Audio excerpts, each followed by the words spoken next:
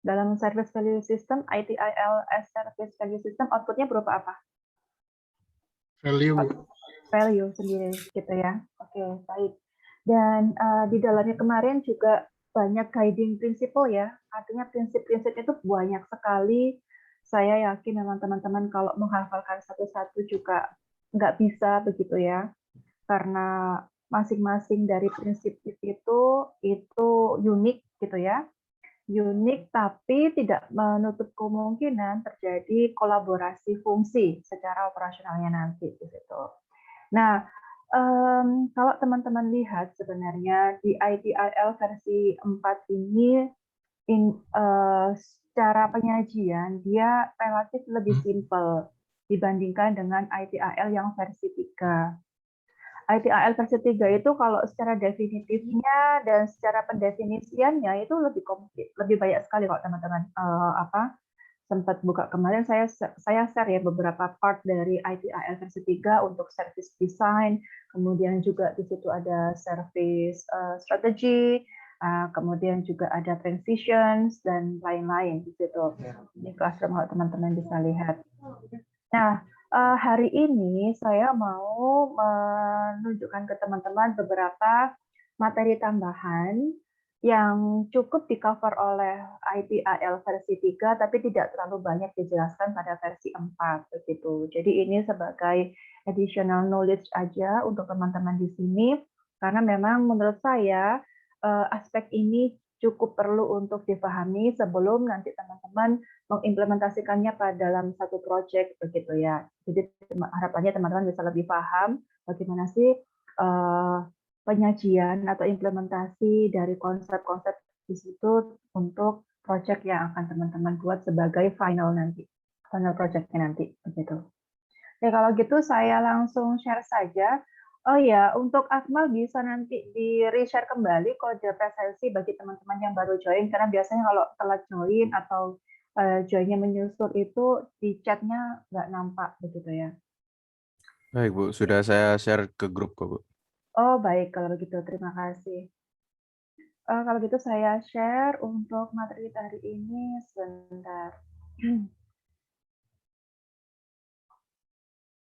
Kalau secara jumlah slide tidak banyak ya, jadi harapan kita karena secara konten ya garis besarnya itu kita flashback aja ke beberapa materi yang sebelumnya. Jadi ini sangat relate pada materi-materi yang sudah kita diskusikan di pertemuan 1, pertemuan 2, kemudian pertemuan 3, dan juga pertemuan keempat kemarin begitu. Jadi minggu depan agenda kita sudah switch teman-teman yang saya tugaskan untuk membuat presentasi dari mendefinisikan practices.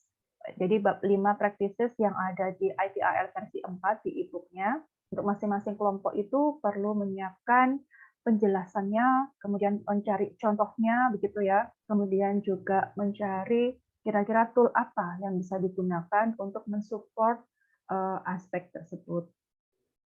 Jadi tidak hanya yang di dalamnya e-book ini ya, ITIL versi 4, tapi teman-teman perlu untuk mengeksplor kembali dari aneka macam resource yang lain gitu ya, dari resource yang di luar untuk mensupport konten dari presentasi yang akan teman-teman lakukan di minggu depan. Oke. Baik, ini saya share dulu. Oke, sudah nampak ya di sini ya untuk presentasi saya. Jadi hari ini kita bahasannya adalah additional knowledge atau resource material tentang ITIL. Dan khususnya dalam konteksnya adalah bagaimana delivery dan juga proses untuk IT service management. Pelayanan pengelolaan dari IT service itu seperti apa. Kita perlu flashback ya, karena untuk versi ITIL versi 3 itu sama-sama secara garis besar fungsinya sama-sama untuk menjadi framework gitu ya, kerangka kerja dan juga guideline yang bisa digunakan para service provider untuk mendefine segala macam proses aktivitas yang dibutuhkan untuk value creation ya di situ. Kemudian bagaimana, artinya di sini ada aspek what, kemudian juga ada aspek why, dan juga ada aspek how di sini gitu ya. Kalau kita flashback lagi ke beberapa minggu yang lalu.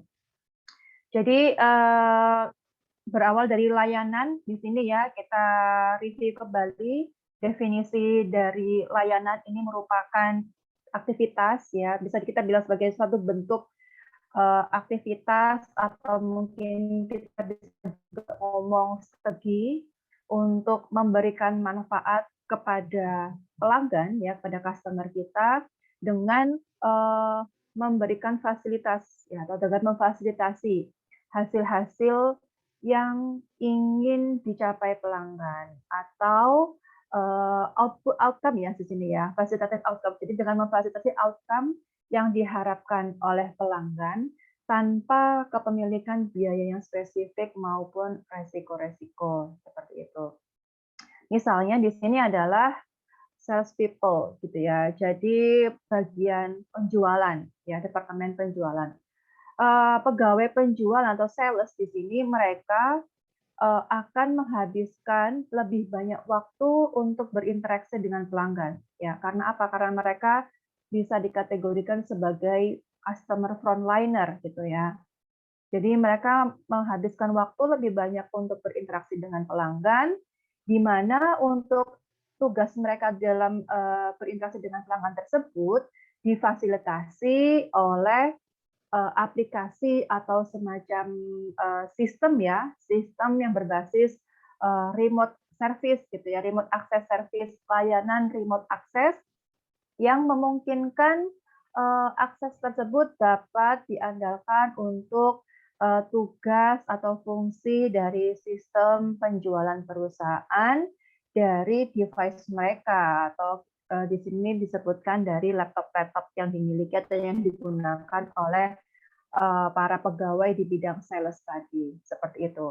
Artinya di departemen sales mereka sudah difasilitasi dengan adanya satu IT system di situ yang memungkinkan mereka untuk mengakses pelanggan. Artinya di sini tidak harus yang berinteraksi secara langsung melalui offline, tapi mereka bisa berkomunikasi dan berinteraksinya ini melalui sistem yang sudah disediakan seperti itu. Jadi ada sistem pendukungnya. Nah, dalam hal ini gitu ya, outcomes, istilah dari outcomes atau mungkin ya Indonesianya itu hasil gitu ya. Outcomes dalam perspektif pelanggan di sini adalah alasan mengapa mereka membeli atau menggunakan layanan dari service provider. Begitu. Jadi the outcomes that customers want to achieve are the reason why they purchase or use the service. Artinya alasan, motivasi gitu ya. Kenapa customer itu mau menggunakan layanan dari kita. Nah, tentunya outcomes tersebut akan dibentuk outcomes tersebut impact dari value sebenarnya ya, value yang ditawarkan oleh si service provider di sini. Nah, value di sini teman-teman kan masih ingat ya. Jadi sebenarnya value kalau konteksnya adalah service di situ, sebentar, ada admin yang di waiting. Value di sini dalam konteksnya service adalah perceived benefits atau priority atau yang lain ya, bisa dibilang itu. Karena value di sini juga harapannya sih ada sesuatu yang positif harapannya, begitu ya. Ada ekspektasi lah di situ. Value di sini ini mereka tergantung pada seberapa baik level dari organisasi atau service provider tersebut memfasilitasi outcome, gitu ya. Jadi nilai yang diharapkan atau yang dirasakan oleh si customer itu tergantung pada outcomes yang diterima dan dirasakan oleh si customer. Kalau value di sini memenuhi ekspektasi mereka, atau bahkan lebih dari ekspektasi dari pelanggan, maka pasti outcomes-nya pun juga bagus. Satisfaction level mereka pun juga bagus. Tapi itu sebaliknya, kalau value yang diterima oleh si customer atau si klien atau oleh si user itu kurang dari apa yang mereka ekspektasikan, maka level satisfaction-nya itu pasti rendah gitu ya. Artinya di situ ada kekecewaan. Nah, bagaimana untuk menselaraskan gitu ya, memastikan bahwa value yang diberikan atau ditawarkan oleh organisasi ini bisa memenuhi ekspektasi customer guna untuk memberikan outcomes yang bagus, itu dibutuhkan service management gitu ya. Makanya service management di sini didefinisikan sebagai a set of specialized organizational capabilities. Artinya di sini adalah seperangkat kemampuan organisasi dalam rangka memberikan manfaat atau memberikan value kepada customer dalam bentuk layanan. Jadi layanan di sini yang dijadikan sebagai produk gitu ya, atau kita bisa bilang perantara gitu ya, media yang digunakan untuk mendeliver value tadi di sini. Oke. Jadi service management ini fungsinya adalah untuk memastikan bahwa service yang ditawarkan atau diberikan kepada user, kepada klien ya, itu benar-benar memenuhi gitu ya, benar-benar memenuhi minimum ekspektasi dari si klien tadi, si user tadi, seperti itu dari customer kita, dengan meminimalkan resiko tentunya. Nah, service management itu yang seperti apa? Ini juga salah satu flashback kita di sini. Jadi service management itu sangat erat kaitannya dengan delivery service sebenarnya ya. Tapi service management itu tidak hanya sekedar mendeliver service itu sendiri, tapi lebih dari itu. Artinya dia perlu untuk memikirkan semua komponen yang terlibat dalam rangka delivery service tadi. What-nya itu, kemudian mereka perlu untuk memahami siapa customer, bagaimana karakteristik dari usernya atau customernya, resource apa saja yang dimiliki oleh perusahaan, bagaimana struktur organisasi perusahaan, kemudian seperti apa gitu ya tips yang bisa atau langkah-langkah yang bisa dilakukan oleh service provider untuk value creation melalui service tadi, seperti itu. Nah, dalam konsepnya, dalam konteks sistemnya ya, service management ini, inputs-nya itu adalah resource and capabilities, gitu ya. Di mana resource and capabilities di sini itu biasanya diwakili dalam bentuk aset. Jadi organizational assets atau companies asset di sini. Nanti kita review kembali, teman-teman merasa juga kemarin sudah kita diskusikan juga ya tentang resource itu apa, atau bedanya antara resource dan juga capabilities di sini. Nah, output dari service management di sini yaitu ya berupa layanan itu sendiri, di mana layanan yang diberikan atau dideliver pada customer itu sudah mengandung ya atau memuat yang value yang sudah diciptakan atau didesain oleh service provider untuk diberikan kepada customer. Nah, service management ya kalau kita mau memastikan bahwa satisfaction level untuk customer itu bisa baik, maka kita perlu untuk mengimplementasikan service management yang efektif. Karena apa? Karena service management yang efektif ini bisa dijadikan sebagai aset strategis oleh perusahaan, gitu ya, di mana efektif service management ini akan membantu organisasi dalam rangka menciptakan kemampuan gitu ya untuk mengerjakan bisnis proses inti mereka ya, core bisnis mereka, aktivitas utama dari bisnis mereka untuk menciptakan layanan yang bisa menerjemahkan ya atau memberikan value kepada customer seperti itu. Nah, bagaimana cara untuk memiliki atau membuat service management yang efektif, yaitu dengan mengadopsi best practice, gitu ya, di mana best practice tersebut ini sudah banyak provide ya, sudah banyak disediakan oleh framework-framework yang sudah banyak beredar, misalnya di sini seperti ITIL ya, untuk konteksnya public framework kita punya ITIL seperti yang kita pelajari saat ini, kemudian kita juga punya COBIT untuk kontrol objektif dari organisasi, kemudian ada CMMI untuk maturity level, kemudian juga kita punya semacam ISO di sini ya, standar, misalnya ISO 2000 atau 20.000 atau mungkin ISO 9000 dan lain-lain di sini. Jadi inilah alasan mengapa kita itu perlu gitu ya, kita itu perlu untuk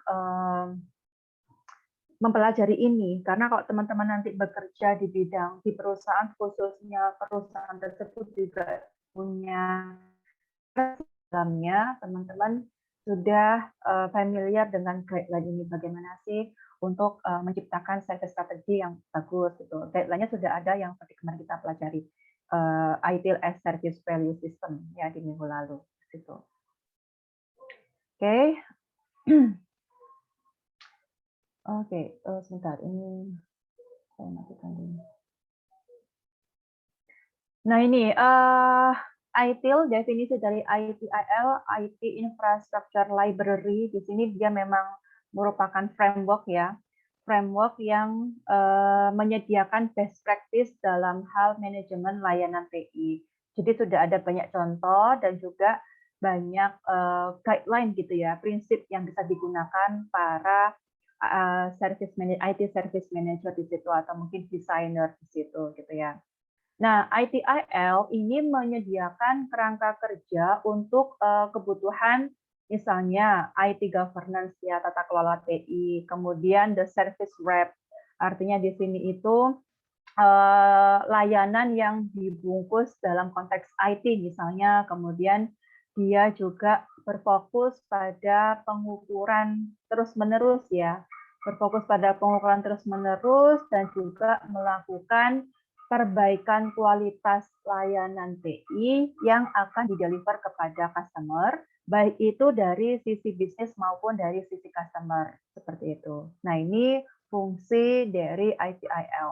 Nah, seberapa banyak manfaat atau benefit yang bisa didapatkan oleh perusahaan yang menciptakan ITIL, yang mengadopsi ITIL sebagai framework untuk IT service management mereka. Yang pertama adalah tentunya dengan ITIL itu organisasi bisa meningkatkan kepuasan dari user atau mungkin customer mereka gitu ya, tentunya terhadap penggunaan layanan IT yang diberikan atau disediakan oleh perusahaan. Kemudian meningkatkan ketersediaan layanan gitu ya, baik itu yang langsung mengarah pada escalate the profitability ya, meningkatkan keuntungan bisnis maupun untuk arah yang revenue. Jadi tidak hanya ke keuntungan tapi juga pendapatan dari satu organisasi. Kemudian bisa mendapatkan penghematan ya, penghematan keuangan melalui program rework di sini ya, melalui pengurangan pengerjaan ulang atau mungkin rework di sini, kemudian melalui lost time di sini mengurangi potensi lost time, kemudian mengimprove resource management and usage, jadi peningkatan penggunaan manajemen dan sumber daya. Kemudian improve time to market for new products and service, artinya dengan ITIL ini juga mampu membantu perusahaan untuk meningkatkan waktu ya, waktu untuk memasarkan produk dan layanan yang baru, mengenalkan produk dan layanan yang baru. Kemudian improve decision making and optimize the risk, artinya di sini membantu perusahaan untuk keputusan serta mengoptimalkan resiko ya, artinya untuk optimasi di sini ya pastinya meminimalkan resiko yang bisa dialami oleh perusahaan maupun resiko yang dirasakan oleh si customer, si user. Nah, seperti apa gambaran dari ITIL versi 3 secara sistemnya gitu ya di sini. Nah, ini. Jadi sebenarnya kalau ITIL versi awal-awal ya, jadi sebelumnya versi 4 yang kemarin-kemarin kita bahas disebutkan, misalnya versi 3 atau mungkin versi 2 dan versi 1-nya. Mereka sebenarnya terdiri dari aneka macam best practice yang didapatkan dari 31 macam buku gitu ya. Dan 31 buku itu atau referensi tersebut semuanya mengandung case IT service. Nah, karena seiring dengan perkembangan teknologi, kemudian juga perkembangan kebutuhan dari user dan organisasi dalam hal manajemen layanan TI gitu ya, maka versi-versi sebelumnya itu selalu ditingkatkan, disempurnakan ya dengan banyak referensi yang lain, misalnya dari jurnal, dari case study seperti itu. Gunanya apa? Untuk melengkapi best practice yang ada di masing-masing e-book-nya, seperti itu.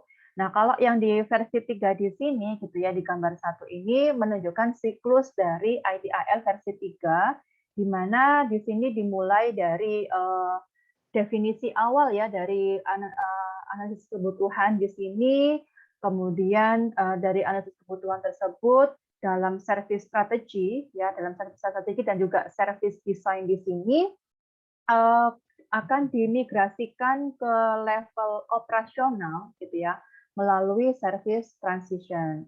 Jadi inputan dari service strategi kemudian dilanjutkan dengan service design, maka akan disetorkan ya, ibaratnya dikirimkan ke service operation melalui service transition. Kemudian dari service operation di sini nanti akan muncul semacam ini ya, hasil gitu kan, di mana untuk hasil tersebut pastinya akan dievaluasi. Nah, evaluasi itu yang akan membantu atau dilewatkan melalui continual service improvement. Continual improvement ini dia pasti siklus terus ya, artinya dia perlu diupdate karena apa? Karena dia memantau gitu ya, memantau apakah semua aktivitas di dalam service strategi, design, transition, sama operation ini sudah sesuai dengan prosedur atau standar yang diharapkan untuk value creation di situ. Nah, seperti ini penambahannya banyak sekali sumber-sumber tambahan ya. Misalnya di sini dari aspek knowledge dan juga skills yang didapatkan dari jurnal misalnya, atau dari best practice yang dicari oleh perusahaan, dan macam-macam di situ. Gambar 2 ini sebenarnya kan menunjukkan perubahan versi ITIL yang sebelumnya menuju ke ITIL 3 dengan menambahkan sumber yang info lain tadi ya, juga beberapa aspek dari perkembangan web support service, karena kita tahu sekarang teknologi untuk mendukung web ya, atau mungkin cloud service itu kan juga banyak. Kalau cloud itu kemarin kita sudah masuk ke ITIL 4 ya, karena memang cloud itu kan juga baru dikembangkan beberapa tahun terakhir di situ. Oke. Nah, ini secara garis besar ya, karena kita tahu bahwa semua semua solusi yang ditawarkan oleh perusahaan melalui service mereka itu memang harus disesuaikan dengan requirement, business requirement dan juga business needs di situ ya. Jadi mereka harus mencerminkan antara strategi dan juga policy gitu ya, strategi dan juga policy di sini, kebijakan di sini daripada organisasi untuk untuk memenuhi di sini tuh SLP namanya ya, service level package di sini. Artinya persyaratan atau requirement di sini, kemudian juga requirement, kemudian itu sudah memenuhi dengan strateginya service provider, kemudian juga policy-nya dan juga resource and constraint, maka bisa dibuat menjadi service level package ya, atau SLP di sini. Dan ini yang dinamakan sebagai hasil dari proses service strategi di sini. Nah, ketika service yang SLP tadi ya, ketika FLT ini melalui service design di sini gitu ya, masuk ke service design, maka di dalamnya solusinya itu akan disesuaikan ya, disesuaikan dengan aktivitas yang ada di dalam sini. Jadi artinya mereka akan disesuaikan dengan standar yang ada, yang sudah dibuat, kemudian dengan arsitektur apa saja yang dibuat di situ untuk memenuhi, kemudian juga desain-desain dari solusi. Dalam hal nanti hasilnya di sini itu adalah SDPs atau Service Design Package ya, di mana Service Design Package ini berisi semua yang diperlukan untuk mengambil servis ya, mengambil layanan melalui tahap-tahap siklus yang berikutnya di sini. Nah, SDP yang misalnya dia lolos ke tahap service transition di sini gitu ya, di mana ketika di proses service transition ini kan aktivitas layanan tadi ya, service tadi itu akan dievaluasi, kemudian dia juga akan diuji, termasuk juga di dalam divalidasi gitu ya. Maka di sistem knowledge management ya, service knowledge management system atau SKMS di sini pasti akan diperbarui berdasarkan inputan yang sudah diproses sebelumnya atau info-info terbaru yang didapatkan di situ. Nah, kemudian berdasarkan SKMS ini, maka service tersebut bisa ditransisikan pada service operation ya, pada ranahnya lingkungan operasi di sini. Nah, dalam service operation tentunya di sini itu didasarkan pada rencana-rencana yang sifatnya operasional, gitu ya. Kemudian maka muncullah operational service di sini. Dan ketika operational service di sini, ya pastinya akan ada evaluasi di situ ya. Hasil dari operasinya akan dievaluasi melalui continual service improvement. Ini siklusnya akan berulang. Kalau memang ada yang perlu diperbaiki, maka dia akan dikembalikan lagi ke awal misalnya, atau cukup diperbaiki ke segmen yang khusus saja, seperti itu. Jadi seperti yang kita bahas di minggu lalu ya, continuous service improvement ini kita bisa lakukan sesuai dengan kebutuhan berdasarkan hasil aspek-aspek apa saja yang sudah dianalisis. Nah, kalau begitu, apa bedanya antara ITIL versi 3 dan juga ITIL versi 4 di situ? Ada yang bisa menjawab nggak? Bedanya antara ITIL versi 3 dan ITIL versi 4.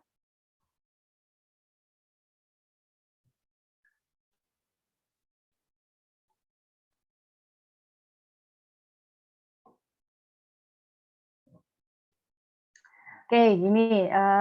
Jadi pada dasarnya sebenarnya komponen yang ada pada ITIL 3, ya ini ITIL 3 sama ITIL 4 itu mirip ya, atau mungkin pada dasarnya memang bisa dibilang sama.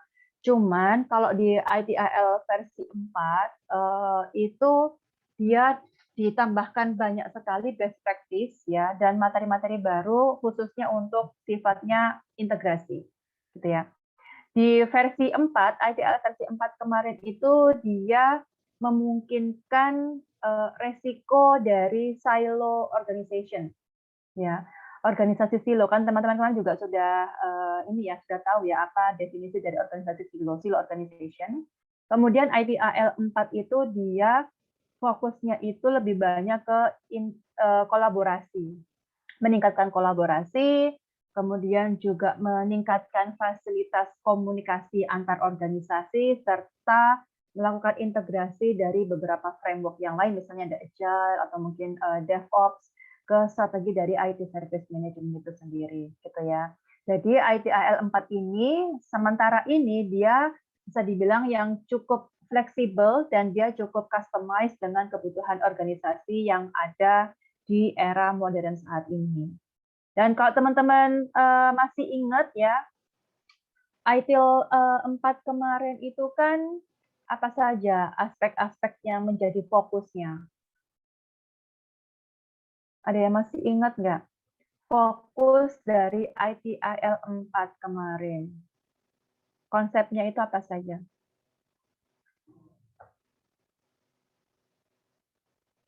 Collaborate, work holistically, focus on value, apa lagi? design for experience, start where you are, progress iteratively, observe directly, sama be transparent dan keep it simple. Itu ya kemarin yang di terakhir sempat saya sampaikan di situ. Jadi itu prinsip dasar dari ITIL 4. Mereka banyak menitik beratkan pada kolaborasi, kemudian melihat sesuatu secara holistik, ya bekerja itu secara holistik, melihat organisasi sebagai satu kesatuan yang besar, bukan partikel parsial-parsial seperti itu. Kemudian mereka fokus untuk value creations, kemudian mereka juga mempertimbangkan atau mengconsider aspek experience, ya, dan macam-macam di situ.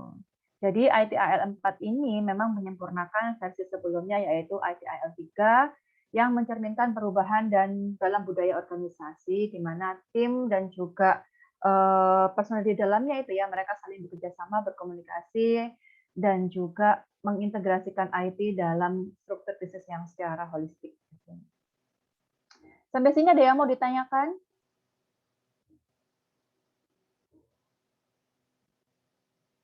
Saya kasih kesempatan kalau ada yang mau ditanyakan. Kalau nggak ada, saya bisa lanjut ya di sini. Nah, bahasan kita berikutnya akan lebih ke contoh ya. Bentar, ini. Ini contoh salah satu informasi ya. Informasi terkait dengan layanan yang diberikan oleh salah satu IT service provider. Dalam hal ini contohnya adalah Telkom di sini ya. Nah, kalau teman-teman baca di sini, kira-kira tujuan dari informasi ini dikirimkan kepada customer ini untuk apa ya? Kalau teman-teman baca di sini.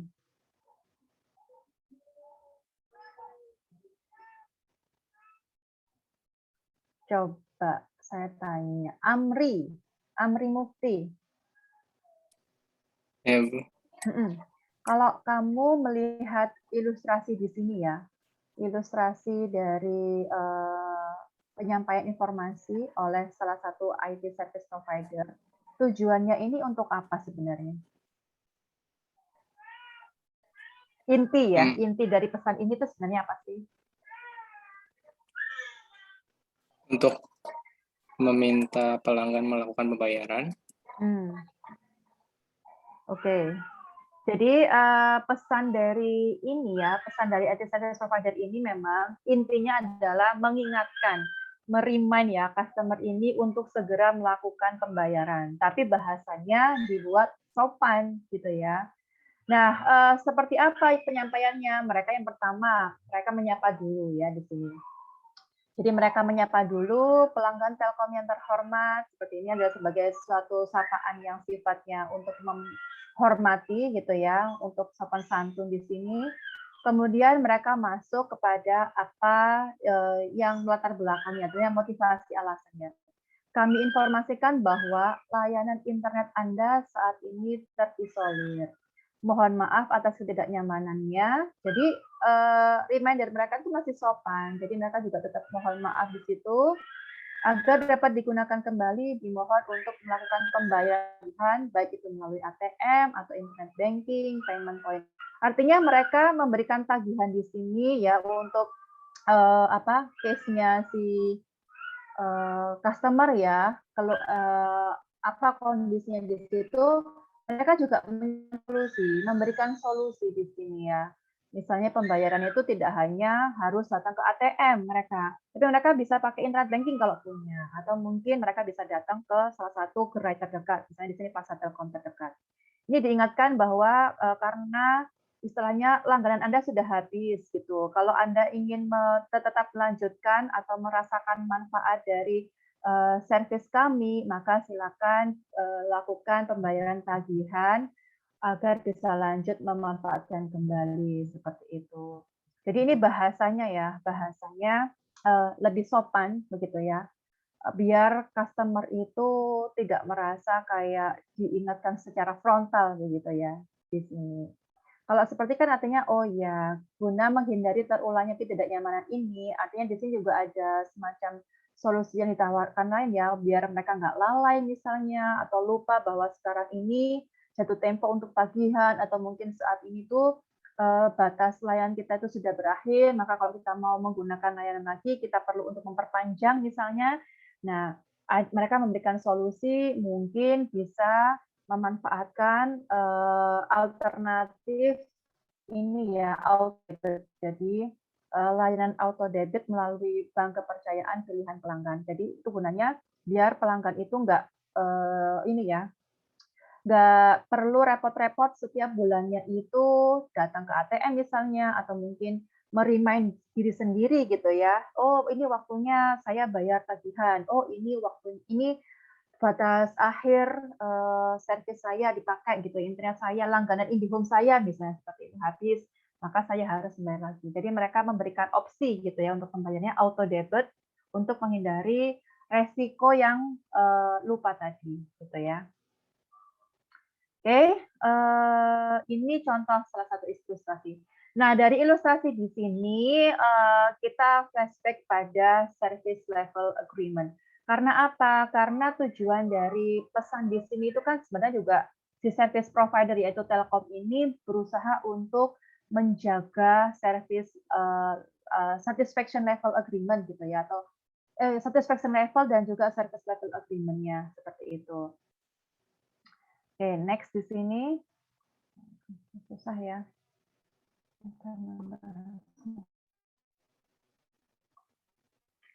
Ada yang masih ingat nggak ini diagram dari proses service offering ya, service delivery di sini. Jadi ada sisi kiri dan juga sisi kanan. Coba sih saya mau tes Agdeas Oktan Widodo. Ya, Saya Bu. masih ingat diagram ini tuh pernah saya tunjukkan di beberapa minggu lalu ya, kalau nggak salah di saat pembahasan IT Service Management. Coba ini merimain kamu aja, memori kamu. Masih ingat nggak? Coba dijelaskan dari diagram di sini. Yang di kiri itu ada service need itu kebutuhan dari layanan. Lalu yang sebelah kanan ada service offering itu penawaran dari layanan itu sendiri. Bagaimana hubungannya di sini? Oh, sebentar, Bu. Saya mau memahami gambarnya dulu.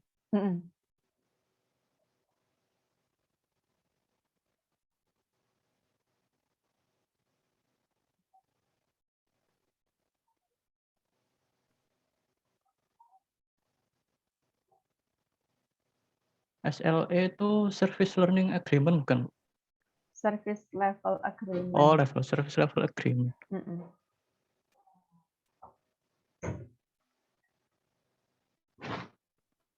Oh, jadi di situ kalau dari gambar itu yang saya tangkap itu hubungan dari service customer, pelanggan layanan sama si service providernya itu hubungannya adalah dengan apa? Membuat kontrak Di sini. yang di bawah itu. Interaksi antara service provider dan service.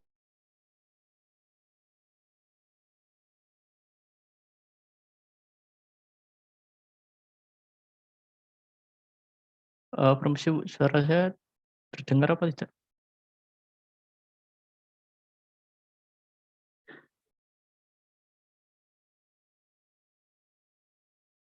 Oke, saya terputus ya kayaknya tadi koneksinya sebentar. Saya share ulang kembali, mohon maaf. Nah, ini ya. Coba dilanjutkan, Agdeas. Ya, jadi yang saya tangkap itu kalau yang di kiri itu ada service consumer itu konsumen dari layanan, terus di kanan ada service provider yaitu penyedia layanan yang menawarkan layanan kepada pelanggan itu hubungannya itu dalam kontrak yang berupa SLA atau service level agreement. Oke. Ya, coba saya mau dengar dari. Oke, terima kasih Deas. Coba saya mau dengarkan dari mahasiswa yang lain sebentar. Siapa ya? Perempuan, coba perempuan. Akmarina Nindya. Akmarina Nindya Wardono, silakan. Iya, Bu. Jadi kalau yang saya tangkap ini tuh seperti yang tadi disebutin sama yang sebelumnya, kalau yang di kiri kan dari pihak konsumernya, yaitu dia itu ada service needs. Terus kalau yang di service provider, dia ada penawaran servisnya itu seperti apa. Nah, dari bentuknya, dari modelnya sendiri itu kayak continuity gitu, Bu. Jadi berkelanjutan, terus di tengahnya itu ada SLA sebagai kontrak untuk melakukan aktivitas-aktivitas yang kayak specifying service need gitu-gitu, Bu. Oke, baik. Keisha Angelique. Keisha, bisa berikan contoh implementasi dari diagram ini? Bisa pakai salah satu case gitu ya. Bentuk mau pakai service boleh, mau pakai IT service product juga boleh. Coba Keisha untuk merepresentasikan proses di sini. Iya, Ibu. Misalnya nih, contohnya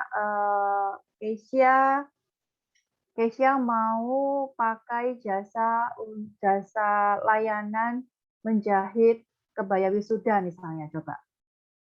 Bagaimana merepresentasikan untuk layanan jahit tadi ke sini? Atau kalau kamu punya contohnya lain boleh. Oke, Ibu. Mungkin dari yang tadi aja nggak apa-apa, Ibu. Misalnya tadi mau jahit kebaya wisuda, berarti kan dari kita butuh layanan jahit kebaya. Nah, sementara dari penyedia layanan ini yang ditawarkan berarti jasa menjahit baju atau kebaya itu sendiri. Mohon maaf ya Ibu kalau ada suara ini. Nggak apa-apa. Oke, Ibu. Terus kalau di SLA ini kan dia itu service level agreement ya Bu ya. Ini supaya kayak kontrak supaya nanti sama-sama apa ya, bisa berjalan dengan baik gitu Bu, nanti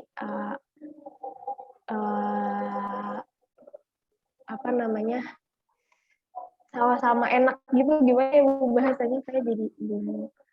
Ya kesepakatan ya, ada kesepakatan. Iya, kesepakatan gitu Bu. Ya. Kayak gimana spesifikasinya?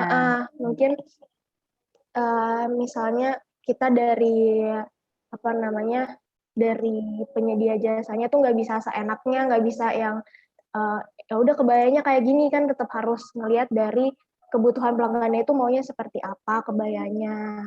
Terus mungkin itu sih Bu. Terus mungkin apa ya, misalnya dari dari penjahitnya sendiri, misalnya kan kita misalnya mau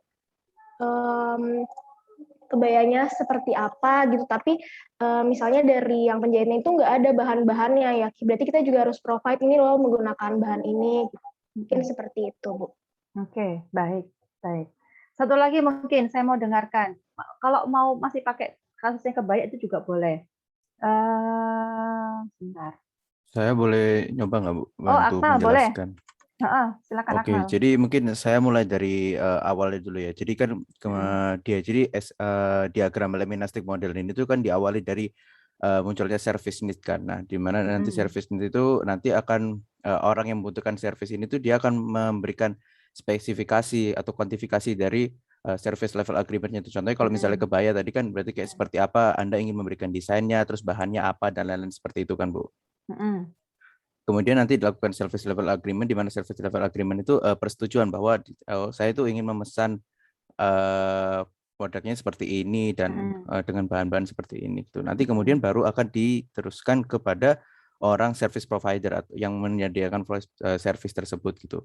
Di mana di situ itu nanti mungkin proses dari pemesanannya itu dia akan melakukan desain dan implementation dari service prosesnya itu, misalnya seperti melakukan penjahitannya, kemudian pemesanannya dan lain-lain gitu. Nah, setelah itu maka servisnya itu telah terlaksana gitu kan Bu.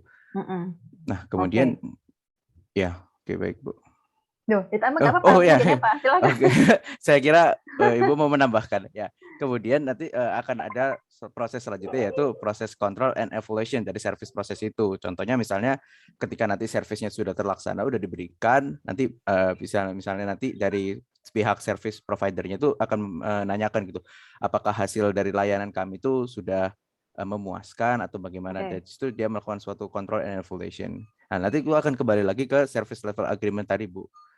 Nah, dan nanti setelah itu dari orang yang meminta service atau service need-nya itu dia akan melakukan kontrol dan evaluasi dari service level agreement-nya. Nanti dia akan berputar kembali gitu Bu, ke bentuk kembali ke service need. Oke, baik kalau gitu. Terima kasih Akmal sudah melengkapi di sini. Oke ya. Jadi kalau ngomongin tadi layanan jahit kebaya ya, ini teman-teman yang nanti mau lulus itu misalnya ingin ada sesi foto gitu ya untuk wisuda dan lain-lain, menyiapkan baju khusus di sini. Nah, SLA di sini ini sebagai controller ya. Jadi dia sebagai kita bisa bilang guidance-nya ya. Ini yang dilihat yang dijadikan patokan antara service provider dan juga service consumer. Karena apa? Karena SLA di sini itu kan hasil kesepakatan antara service provider dan service consumer mengenai needs yang diminta, spesifikasi dari kebutuhan, sama apa yang dia bisa mampu untuk penuhi oleh service provider. Jadi case-nya di sini misalnya, sebentar, ini ada cek apa ini? Oke. Jadi misalnya tadi yang service kebaya, kayak jahit service. Jadi ke consumer misalnya Kesia tadi. Kesia, halo Akmal, Akmal penjahitnya misalnya. Halo Akmal, saya mau bikin kebaya nih. Kebaya untuk apa? Wisuda misalnya.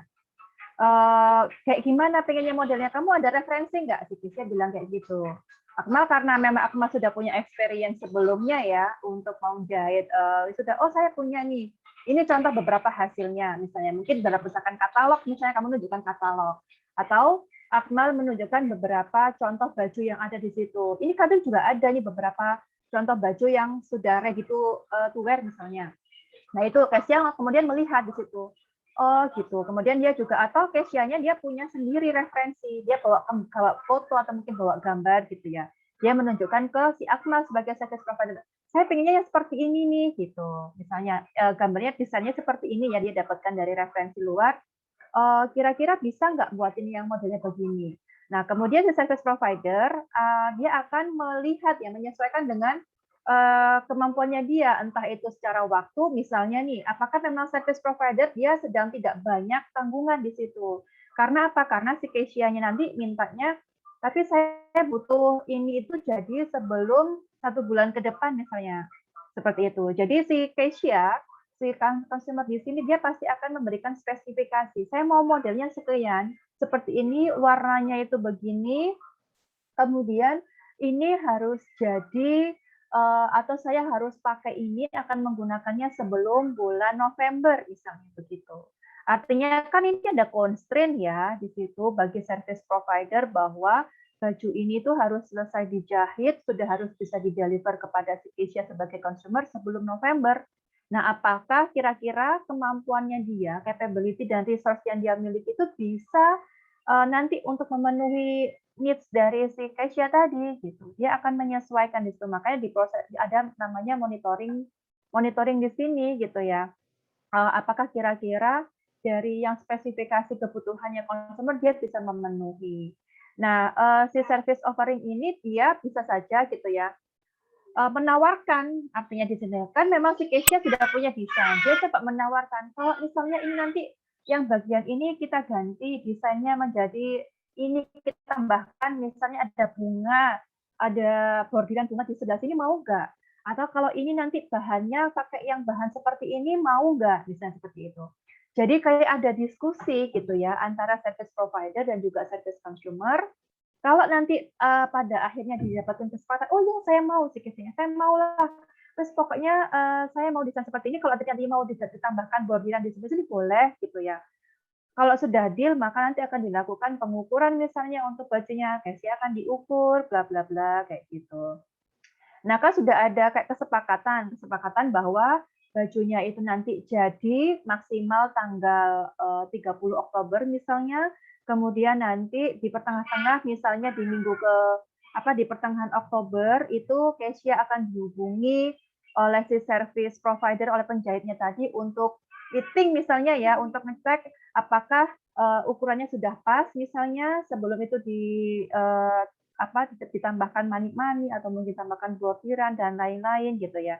Jadi pada saat tengah-tengah penyelesaian itu si service provider akan menghubungi, ini juga ada interaksi, ada komunikasi di situ. Apakah prosesnya ini sudah ada arahan yang mengarah pada sesuai dengan satisfaction levelnya si Kesia tadi sebagai consumer. Makanya keduanya sama-sama saling memonitoring untuk resource dan capability yang mereka miliki seperti itu. Nah, itu gambarannya. Ketika teman-teman akan menggunakan satu layanan gitu ya, pasti kan ada ekspektasi di situ. Nah, ekspektasi itu disebutkan kepada service provider, dan service provider yang akan mencoba untuk menerjemahkan apakah dia bisa sanggup memenuhi spesifikasi kebutuhan yang disampaikan oleh si consumer. Kalau memang sanggup, maka akan ada semacam kontrak ya. Kontrak di sini menyebutkan sebagai agreement, atau kalau konteksnya sangat simpel ya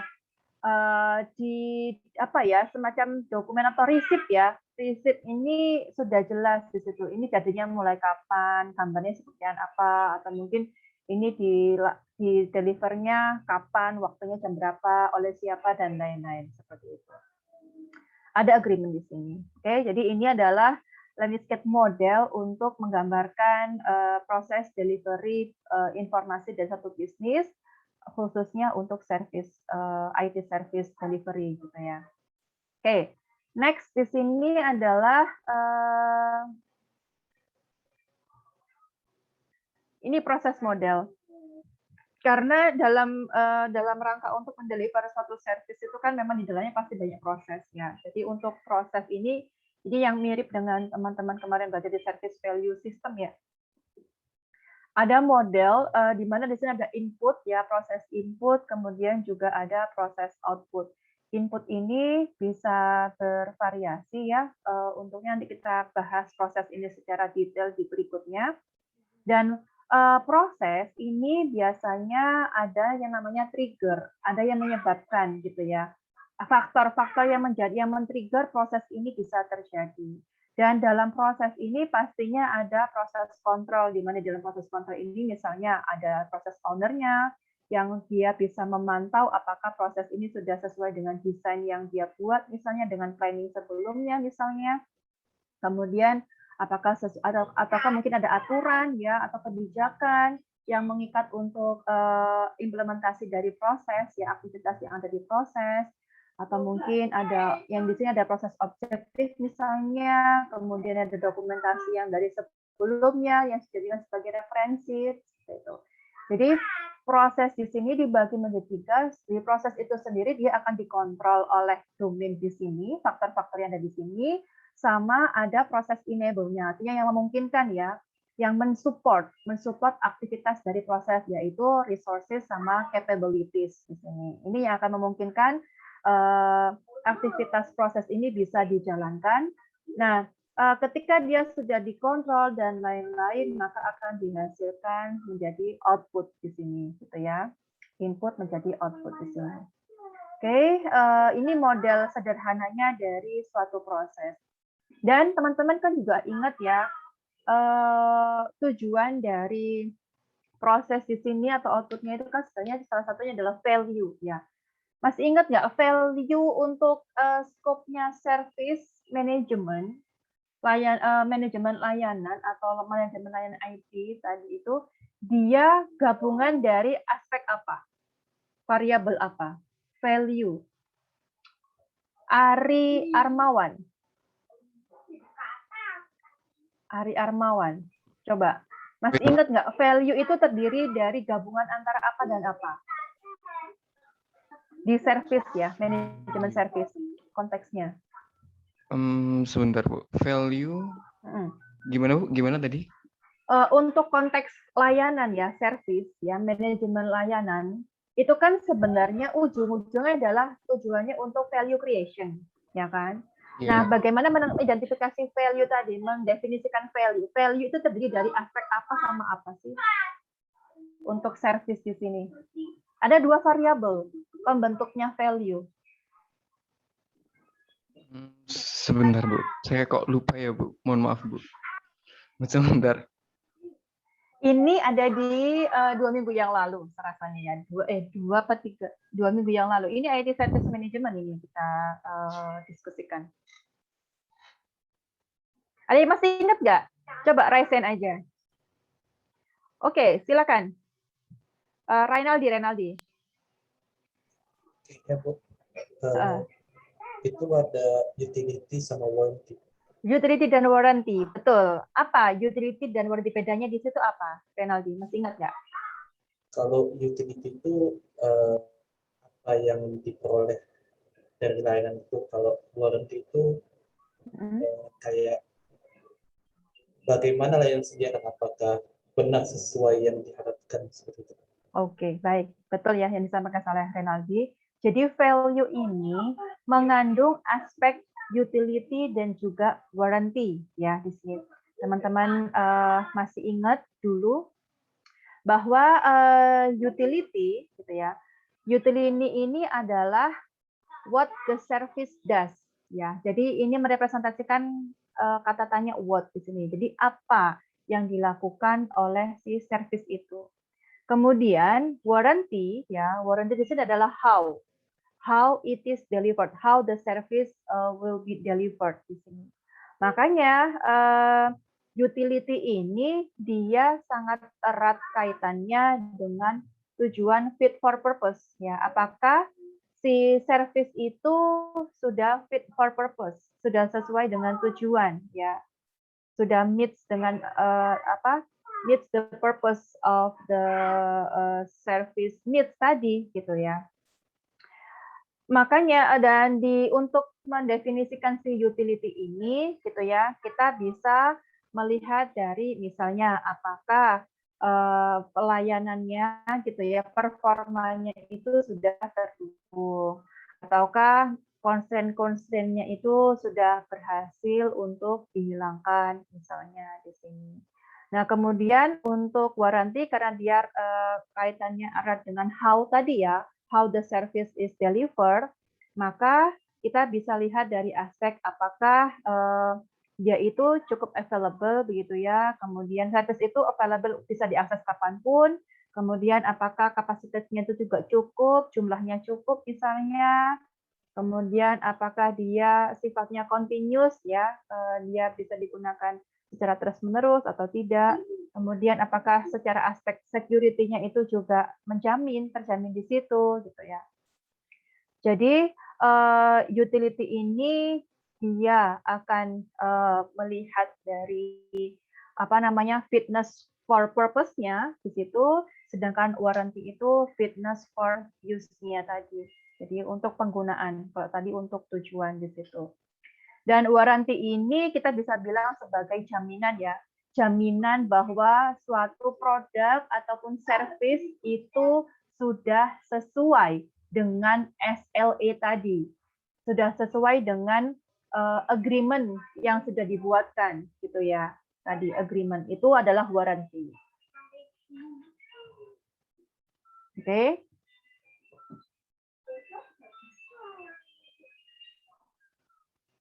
Kemudian ini ada service asset ya, selain dari value service value, kita juga punya service asset istilah di sini.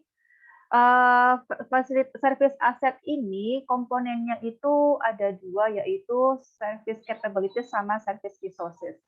Nah, keduanya ini memang didapatkan dari aspek atau dari sisi service provider ya. Kalau resources ini misalnya dalam bentuk modal atau capital, dalam bentuk infrastruktur teknologi misalnya, dalam bentuk aplikasi ya, sumber daya di sini resources, kemudian dalam bentuk data atau mungkin informasi misalnya di sini. Nah, capabilities ya, resources ini kan resources ini direct inputs for products actions ya. Jadi resources ini yang dijadikan sebagai bahan, sebagai input untuk proses produksi di situ. Nah, sedangkan capabilities ya, capabilities ini merupakan kemampuan organisasi untuk melakukan koordinasi, kemudian controlling sama mendistribusikan atau deploying the resource to produce the value gitu ya. Jadi ini berkaitan dengan aktivitas sebenarnya, kemampuan yang berhubungan dengan aktivitas untuk mendeploy resources dalam menciptakan value tadi di sini. Nah, seperti apa capabilities misalnya kemampuan untuk pengelolaan ya, untuk manajemen, kemudian pengelolaan kemampuan untuk mengorganize ya, mengatur pengaturan, kemudian untuk proses-proses mendesain aktivitas-aktivitas apa saja yang bisa digunakan untuk memodifikasi atau mungkin memprosesi input yang berupa resources tadi ataupun pengetahuan di situ. Dan resource sama capabilities ini dia pastinya di bawah kontrolnya people ya. Jadi ada aspek human di sini yang melakukan capabilities sama resources tadi. Nah, si capabilities sama resources ini merupakan service asset dari service provider. Sedangkan si customer ini mereka juga punya aset sendiri nih untuk yang aspeknya si customer. Contohnya misalnya mereka dari customer asset itu misalnya dari finansial mereka ya, misalnya dari situ, atau dari si mungkin kita bisa bilang modalnya mereka, kemudian pengetahuan mereka untuk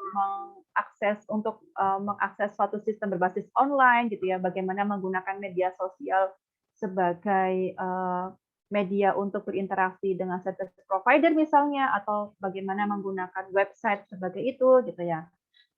Itu adalah si customer assets gitu. Sedangkan yang service asset ya, yang di aspeknya service provider ya kita bisa melihat banyak macam dari sini. Di situ. Nah, ketika proses yang ada di sini itu value yang dihasilkan dari service provider itu memenuhi ekspektasi dari customer, maka satisfaction levelnya customer itu bagus gitu ya, terpenuhi. Tapi kalau value-nya ini tidak sesuai dengan ekspektasi customer, artinya kurang dari situ, maka satisfaction-nya itu rendah alias dia kecewa gitu ya. Oke, jadi capabilities di sini ini memang biasanya didasarkan pada experience dari perusahaan-perusahaan itu sudah pernah melakukan proyek apa saja, mereka sudah punya pengetahuan dari pengalaman-pengalaman yang sudah mereka lakukan, atau mungkin berdasarkan dari informasi yang sudah dimodified, sudah dikelola dan macam-macam. Itu adalah capabilities di sini. Oke, dan berikutnya ada namanya service life cycle. Kalau service life cycle di sini tujuannya adalah untuk beradaptasi pada perubahan sebenarnya ya, memungkinkan organisasi ini bersifat agile dan terhadap perubahan mereka bisa lincah gitu ya untuk merespon perubahan, dan mereka bisa melakukan semacam evaluasi dengan cepat untuk melakukan penyesuaian di situ ya. Nah, dalam service life cycle di sini itu ada yang namanya aktivitas plan ya. Mereka akan dimulai dari planning dulu, kemudian dari planning itu akan dilakukan implementasi gitu ya. Jadi atau mungkin eksekusi di sini, kemudian akan dilakukan cek ya di sini, artinya ada audit, ada evaluasi, kemudian dari hasil evaluasi maka akan diwujudkan dalam bentuk strategi baru, atau bisa di sini itu sebagai rencana baru gitu ya. Di sini akan mendukung plan lagi. Jadi ada visi misi baru yang akan diterjemahkan dalam bentuk perencanaan kembali. Ini siklusnya akan terus-terusan di sini. Karena apa? Tujuan dari plan do PDCA ya, plan do check action di sini untuk memastikan bahwa service management kita itu sudah efektif, kemudian proses improvement kita itu juga ada terupdate secara terus-menerus di situ. Nah, ini contoh beberapa proses ya yang ada di masing-masing life cycle atau aktivitas yang ada di ITIL. Jadi ITIL di versi 3 itu ada ITIL Service Strategy, kemudian ada ITIL Service Design, ada Service Transition, kemudian Service Operation, dan Continual Service Improvement. Ini yang tadi ada di diagram di awal ya, proses yang ada di gambar yang bulat itu.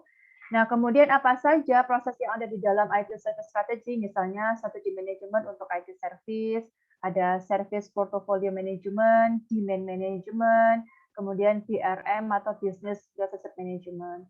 Kemudian untuk yang Service Design, contohnya Design Coordination, Service Catalog Management, kemudian Service Level Management, Availability Management, Capacity Management, and so on. Sampai ini. Ini adalah contoh-contoh aktivitas yang berada di naungan masing-masing dimensi ya, dimensi yang ada di ITIL life cycle di sini. Jadi service strategy, service design, transition, operation, sama service improvement. Dan struktur di sini itu memungkinkan perusahaan untuk menentukan kira-kira perilaku apa ya yang tepat untuk dijadikan atau perilaku apa yang tepat untuk mengimplementasikan dari manajemen layanan yang efektif di sini. Nah, service life cycle di sini, beberapa tugas-tugas di sini itu tentunya akan didukung oleh ini ya, fungsi, kemudian juga roles di sini. Teman-teman, kemarin kita juga sudah sempat mendiskusikan ini pada bab service management ya, IT service management. Kita tahu bahwa aktivitas atau proses yang ada pada organisasi itu terkadang mencakup salah satu peran dan juga tanggung jawab ya. Tidak hanya itu, ada juga control management ya yang diperlukan untuk menciptakan input tadi, memproses input menjadi satu output yang bisa diandalkan ya, output yang reliable di situ. Nah, proses di sini yang di sebelah kiri ini dia biasanya memang berupa task ya, tugas-tugas di situ, yaitu aktivitas atau tindakan kegiatan untuk mengubah input menjadi output. Dan proses di sini sifatnya itu harus measurable, artinya dia bisa terukur. Kemudian dia juga punya hasil ya, specific result, hasil yang spesifik. Kemudian dia juga ada stakeholders atau customer yang jelas di sini siapa pelakunya. Kemudian dia juga punya trigger, artinya apa yang menyebabkan proses ini atau aktivitas ini perlu untuk dilakukan. Nah, sedangkan function ya, function di sini itu dia merupakan elemen atau aktor yang ini ya, bukan elemen, fungsi ya. Jadi dia merupakan elemen yang akan menjalankan proses atau tugas atau aktivitas di sini. Dan function ini dia bisa berupa individu atau perorangan, dia juga bisa berupa grup, dia juga bisa berupa divisi, dia juga bisa berupa departemen kalau skopnya dalam organisasi gitu ya. Nah, misalnya di sini kalau di konteksnya ITIL ya untuk service operations, fungsi ini ada contohnya service desk ya. Ada service desk, ada IT operations, ada technical management sama application management. Kalau service desk ini biasanya yang akan berhubungan langsung, berinteraksi langsung dengan customer, artinya dia ini sebagai frontliner-nya gitu ya.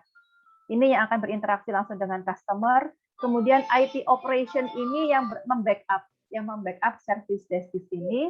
Kemudian technical management ini juga yang akan membackup kedua proses di depannya serta application management. Kalau technical management dia sudah sifatnya ke hal-hal yang teknis ya, aktivitas yang teknis. Kalau IT operation ini lebih ke strategi operasional di sini. Kemudian application management ini yang berhubungan dengan apps ya di sini atau mungkin sistemnya di situ gitu ya. Jadi tadi service desk ini berhubungan dengan user ya, koordinasi dengan user, tapi dia juga selain berhubungan dengan customer, dia juga berhubungan dengan atau berinteraksi dengan IT operations di sini, kemudian juga technical management di sini, seperti itu. Kemudian IT operation management, dia melakukan tugas-tugas yang sifatnya operasional, kemudian yang butuh untuk dikelola lebih lanjut oleh technical management di sini. Kemudian ada application management ya. Application management ini mendukung proses operasional di sini, proses operasional, dan dia juga berfungsi untuk proses misalnya desain, kemudian testing, atau mungkin improvement terhadap aplikasi yang sudah ada. Ini contohnya pada ini ya, ada incident management lah, misalnya di sini ada kecelakaan misalnya di situ ya. Ada informasi kecelakaan, peristiwa kecelakaan. Nah, peristiwa kecelakaan itu yang akan menjadi trigger untuk proses di sini. Jadi ada request fulfillment sama incident management. Peristiwa kecelakaan tersebut akan dilaporkan pada service desk, gitu ya. Service desk yang akan menerima informasi tadi. Ada peristiwa kecelakaan di jalan ini, misalnya di jalan X, korbannya bla bla bla, kemudian peristiwanya terjadi ini, dan mereka minta bantuan gitu ya, bantuan tenaga kesehatan untuk datang langsung ke sana. Dan laporan tersebut dikirimkan melalui ada aplikasi gitu ya, aplikasi pelaporan. Misalnya saat ini itu pakai call center ya, misalnya di situ ada call center di situ. Nah, kemudian service desk ini akan meneruskannya pada IT operations di situ ya. Makanya di bagian IT operations itu dia yang akan turun ke lapangan nanti gitu ya. Dia yang akan turun ke lapangan untuk melihat eventnya secara langsung, dan juga dia akan mengaksesnya tadi, mengakses ke korban misalnya di situ. Nah, si incident management di sini gitu ya, apabila pada saat proses fulfillment atau mungkin pendataan itu dia mengalami kondisi teknis, misalnya gini, si kliennya tadi bilang, saya kok nggak bisa ini ya, nggak bisa menggunakan aplikasi ini. Saya mau melaporkan tapi kok dia nggak berfungsi misalnya menunya ini. Maka si service desk ini akan meneruskan ke technical management di situ untuk teknisnya ya. Mereka yang akan membantu untuk memperbarui secara fungsi dari sistem tadi, baik itu mungkin untuk yang proses request atau mungkin problem management dan lain-lain. Ini ke teknisnya. Kemudian kalau sifatnya aplikatif yang lebih lagi, si application management ini yang akan membantu di sini. Tapi untuk yang terjun ke lapangan langsung itu adalah IT operations. Case-nya di sini. Oke, Viko. Silakan. Ya, Bu. Saya mau bertanya yang di slide sebelumnya, Bu. Boleh kembali, Bu? Oh ya. Yang service life cycle tadi. Jadi saya masih belum paham ini. Ini kan ada do sama act ya, Bu. Sedangkan di keterangan di kiri itu do itu dia project, kemudian act itu new action. Nah, itu perbedaannya seperti apa, Bu? Kan biasanya kalau misalkan life cycle itu kan ya plan, organizing, kemudian actuating, baru monitoring, evaluasi gitu, Bu. Atau cek kalau di sini. Ya, di sini service life cycle itu gini, kan sebenarnya dimulai dari ada perencanaan ya. Ada rencana strategi yang akan dieksekusi. Misalnya kita punya tiga skenario strategi.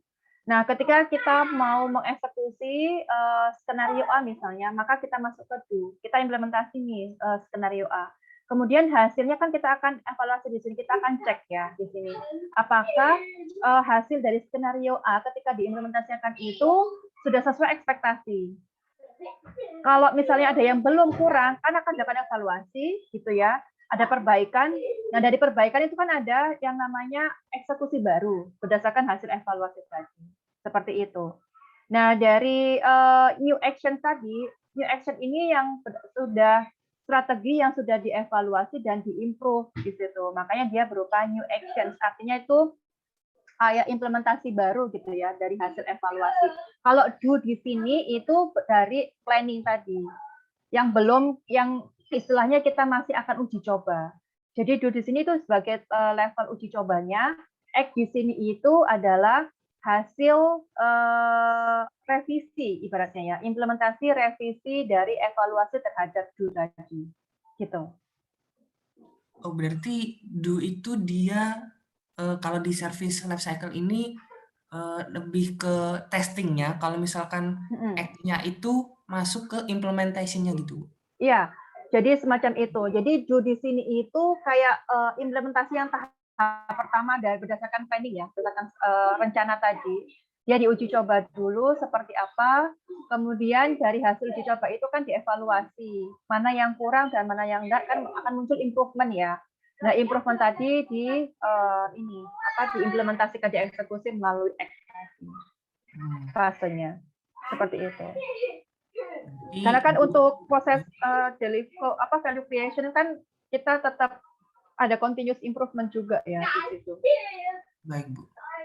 Berarti kenapa X setelah plan itu berarti ketika udah implementasi yang benar-benar udah direvisi, nantinya kondisi lingkungannya kan juga berubah, misalnya kebutuhan akan layanannya, jadi akan kembali ke tahap plan gitu, Bu. Plan lagi, betul, di situ. Makanya kan siklusnya akan terus berputar terus ya. Karena apa? Change atau mungkin perubahan kebutuhan itu bisa cepat sekali. Makanya di sini perusahaan kan dibutuhkan sifat agility di situ ya. Dia harus lincah untuk beradaptasi pada perubahan, entah itu perubahan kebutuhan secara eksternal atau mungkin perubahan dalam internal organisasi kita, seperti itu. Baik, Bu. Terima kasih, Bu. Baik. Jadi ini saya rasa nanti kita coba kasih contoh ya di sini ya. Ini contoh aja ya, contoh roles di sini dengan spesifik kegiatannya di sini, spesifik skills ya, skills atau mungkin kompetensi yang harus dimiliki untuk masing-masing role. Misalnya di sini itu ada people facing, jadi untuk peranan ya, roles ya. Roles yang menghadapi langsung klien atau customer. Maka kita butuhkan di sini ada service desk, ada business relationship, ada supplier relationship management misalnya di situ. Kemudian untuk technology facing roles ya, untuk peranan yang akan bersimpung langsung dengan atau menggunakan langsung dengan teknologi. Maka kita butuh di sini posisi problem manager, incident manager, change manager, enterprise architect, project manager, dan lain-lain. Ini adalah contoh ya, roles di dalam konteksnya ITIL service operations di sini. Karena tadi kan kita bisa tahu ya bahwa kayak proses itu bisa terdiri dari berbagai macam chart. Jadi role itu kita bisa definisikan sebagai kumpulan tanggung jawab gitu ya, kumpulan responsibility gitu. Kemudian ada aktivitas juga serta authorities ya, serta authorities yang diberikan atau ditugaskan, dibebankan kepada personal maupun tim ataupun grup gitu ya. Jadi kalau di buku itu roles itu merupakan set of responsibilities, activities, and authorities granted to a person or team gitu ya. Jadi role ini didefinisikan sebagai fungsi tadi in a process or function di sana. Dan dalam bentuk role tadi ya, role di sini ini itu satu orang itu bisa saja dia punya dua peran, dua role gitu. Misalnya di sini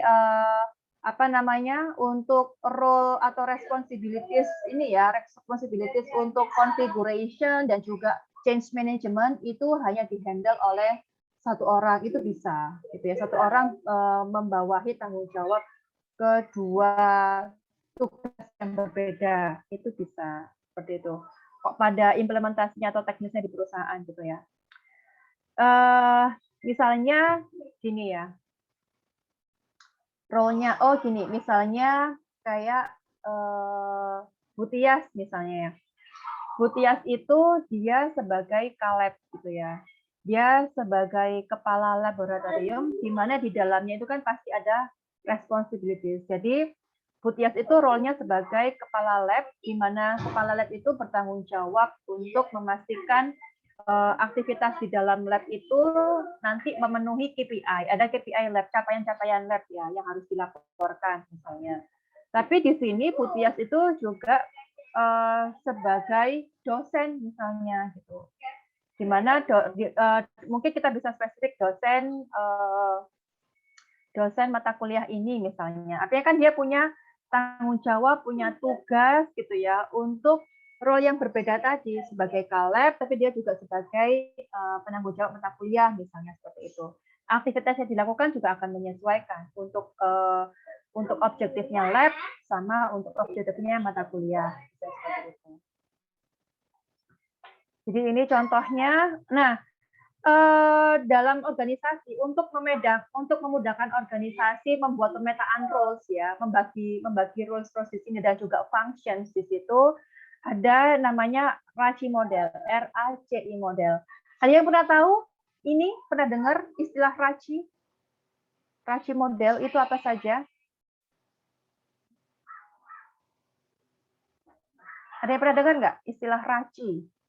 RACI ini kependekan dari apa? Ini untuk job analysis ya, ini ya, job specification apa ya, atau kita bisa bilang penugasan lah ya, penugasan pegawai personal. Iya, Andika. Iya, jadi RACI model itu kepanjangannya itu adalah responsible, R-nya accountable, C-nya consult, sama I-nya inform. Inform, oke. Yeah. Jadi RACI model ini buat pembagian dari tanggung jawab pada sebuah proyek. Oke, baik. Terima kasih Andika. Benar ya. Jadi RACI itu kependekan dari responsible, accountable, consult sama inform. Nah, apa saja sih maksud dari tadi ya variabel RACI tadi itu? Nah, ini responsible artinya di sini adalah seseorang, individu misalnya, atau kita bisa bilang sebagai positions ya, individu atau posisi yang melakukan, yang bertanggung jawab untuk melakukan aktivitas. Dia yang akan mengeksekusi, dia yang melakukan, yang bekerja untuk aktivitas khusus, pekerjaan khusus. Itu adalah responsible. Dia yang mengeksekusi gitu ya. Ini responsible.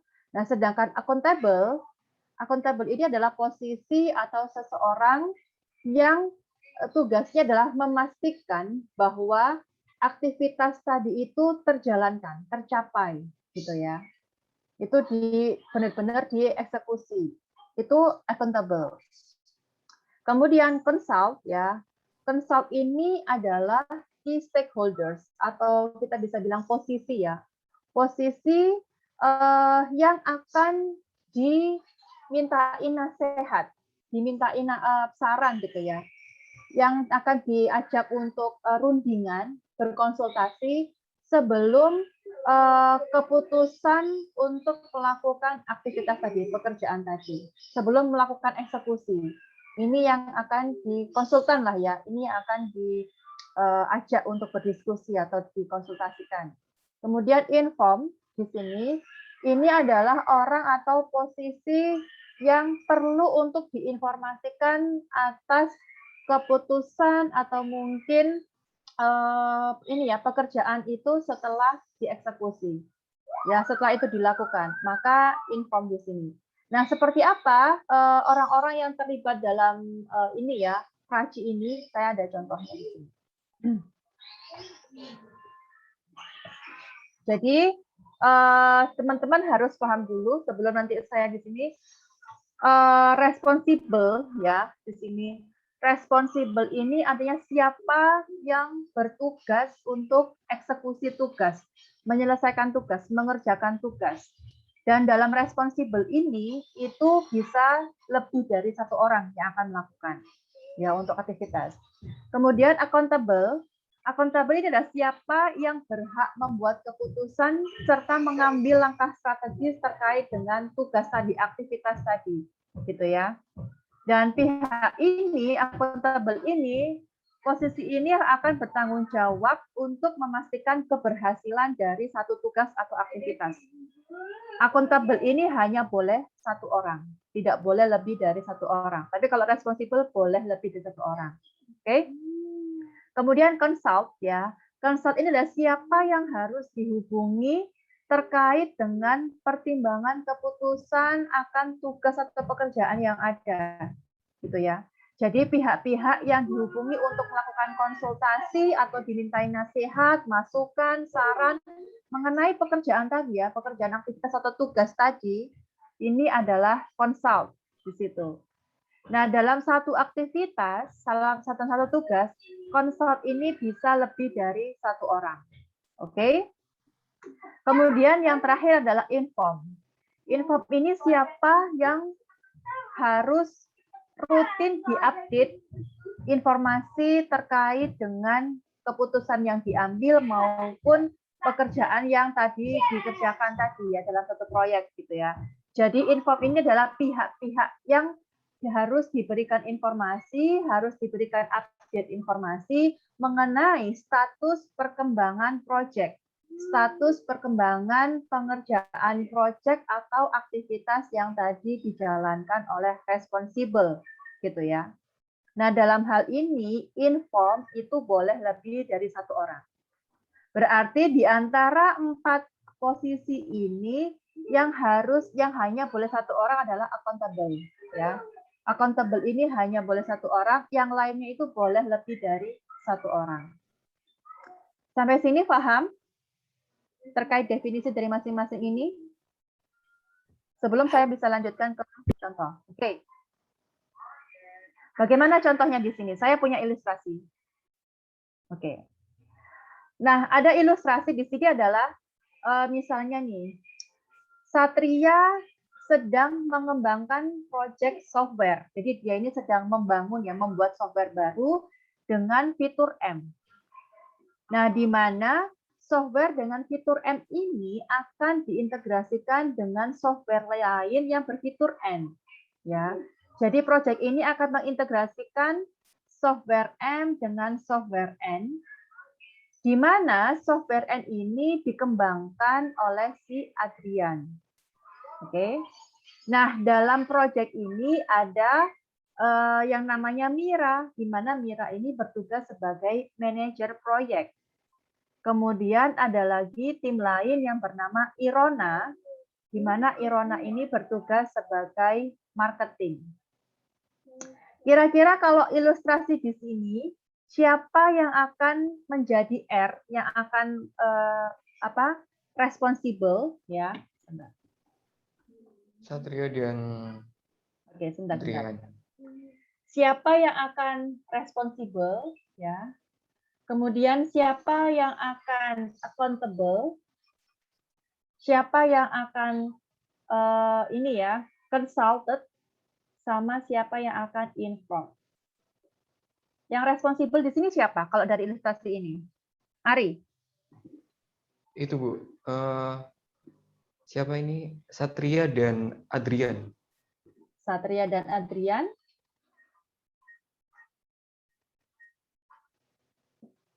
Oke, kita lihat nanti.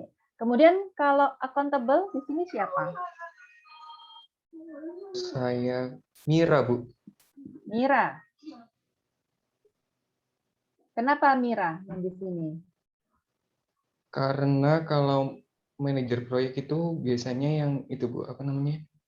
Yang sesuai dari penjelasan accountable tadi itu. Bertanggung jawab ya. Oke. Iya, bertanggung jawab. Baik. Kemudian yang konsultnya ini siapa?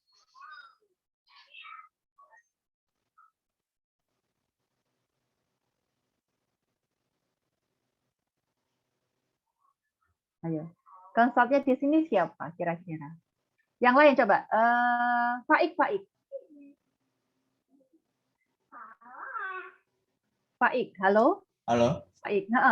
Adrian bukan? Adrian. Nah, iya. Adrian. Inform di sini siapa? Irona. Oke. Ya, jadi sebenarnya untuk yang responsible di sini kan yang kita jelas ya tulis di sini. Yang sedang mengembangkan, artinya ini yang mengeksekusi ya. dia yang menjalankan tugas pengembangan proyek untuk software ini dengan fitur M, ini akan diintegrasikan dengan software lain, di mana software lain ini dikembangkan oleh si Adrian. Tapi untuk yang dalam hal ini, proyek ini, case ini, yang responsibel itu harusnya adalah Satria, gitu ya. Satria. Adrian ini sebagai konsultannya. Karena apa? Karena si Satria akan mengembangkan proyek yang akan diintegrasikan dengan software lain yang N, di mana software itu sudah dikembangkan oleh Adrian, maka Satria perlu konsultasi dengan Adrian sebelum dia mengeksekusi pengembangan proyek software dengan fitur M. Nah, siapa yang akan bertanggung jawab untuk ini, proyek ini harus selesai, ya proyek ini sukses dilaksanakan, si project manager, yaitu si Mira. Dan siapa yang akan diinformasikan, yaitu Irona. Karena apa? Irona ini nantinya sebagai komunikatornya. Irona yang akan menginfokan, yang akan memasarkan ya produk ini ketika sudah selesai dijalankan. Jadi Irona ini harus diupdate, seringkali diupdate sekarang ini proyek mengembangan software sudah sampai mana statusnya, apakah dia di level masih desain, apakah dia sudah di level mungkin testing misalnya, dan lain-lain seperti itu. Gitu ya, jadi Irona itu harus perlu diupdate. Oke? Bentar. Oh, bentar ini saya kembalikan lagi.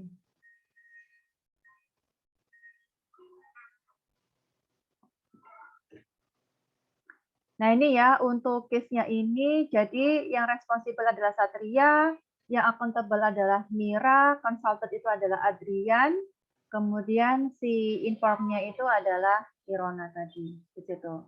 Nah mungkin teman-teman ini kadang agak bingung ya, misalnya kadang-kadang itu definisi antara accountable sama responsible ini kan mirip ya, sama-sama bertanggung jawab sebenarnya.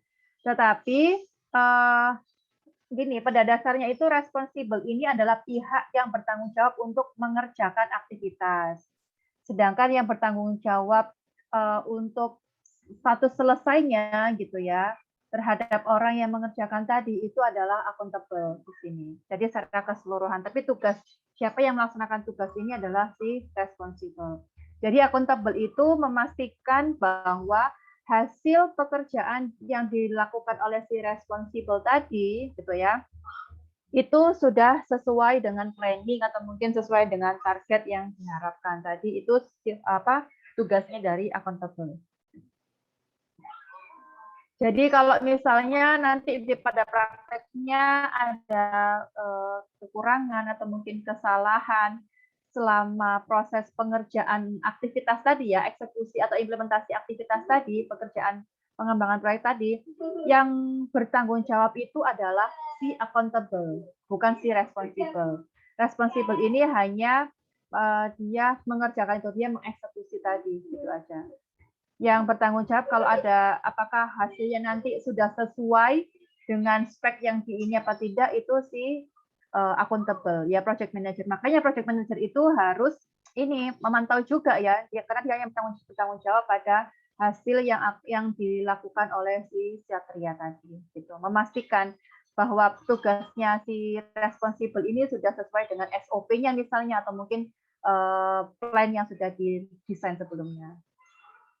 Oke. Sampai sini ada yang mau ditanyakan? Ada yang bingung mungkin?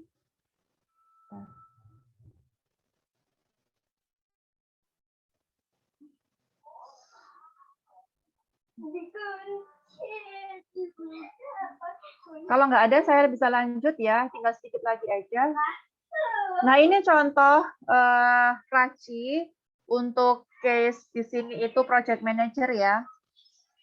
Contoh di menggunakan Raci dalam project manager, misalnya ini ada aktivitas atau project activity-nya itu, yang pertama adalah define functional and aesthetic needs.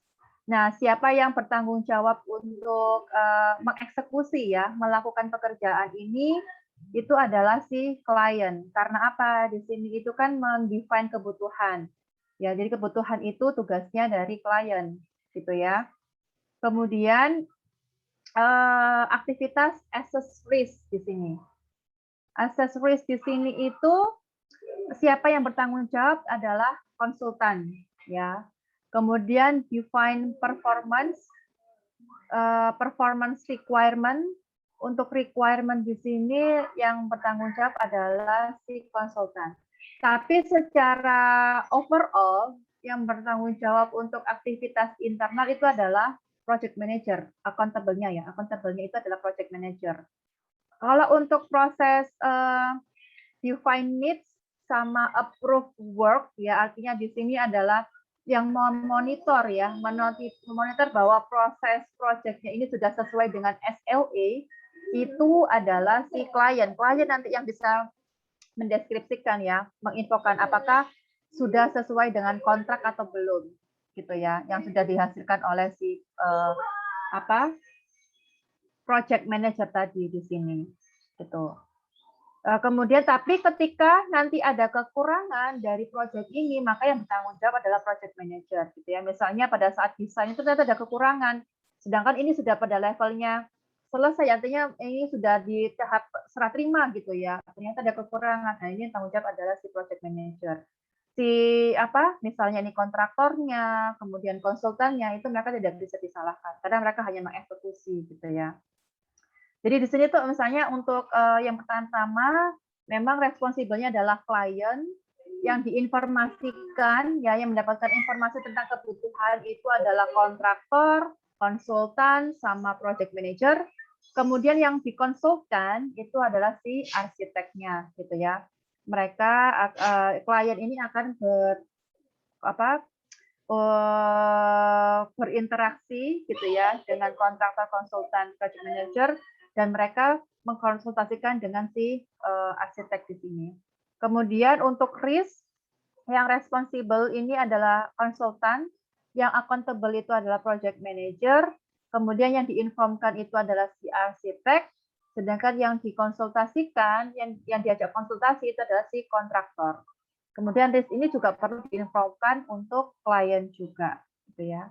Kemudian define performance requirement di sini accountable-nya project manager, responsible-nya pada konsultan, yang diinformasikan adalah arsitek, kontraktor, dan klien.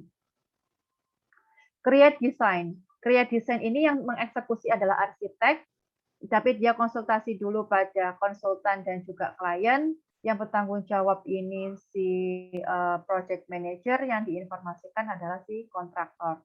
Kemudian execute the construction, yang mengerjakan, yang mengeksekusi adalah kontraktor, kliennya diinformasikan, kontraktor mengeksekusinya berdasarkan hasil konsultasi dengan konsultan dan arsitek.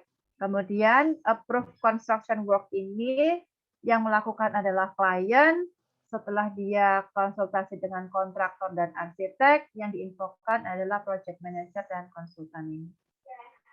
Ini contoh dari pembuatan RACI sesuai dengan aktivitas serta role-nya di sini.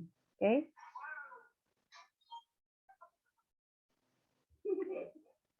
Ada yang mau ditanyakan, teman-teman?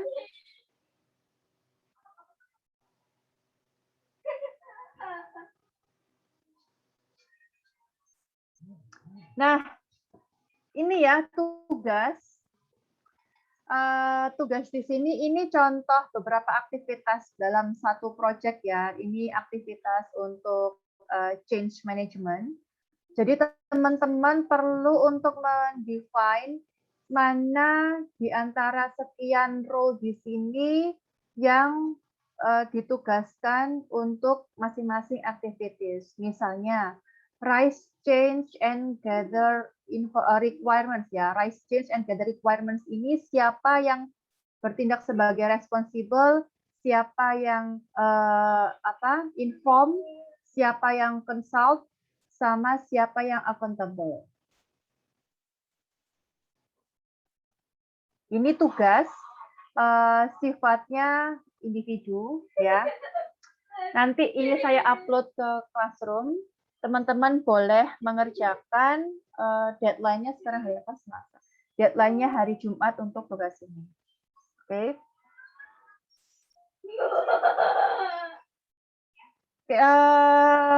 Berikutnya saya mau tunjukkan untuk jadi gini. Ini ada tugas individu gitu ya. Untuk materi dari saya itu cukup. Minggu depan teman-teman dengan kelompok masing-masing yang akan gantian presentasi. Dan yang dipresentasikan itu adalah practices yang ada di bab 5. Jadi saya stop share dulu. Saya akan bagi untuk ini ya. Sebentar saya buka dulu untuk bab 5.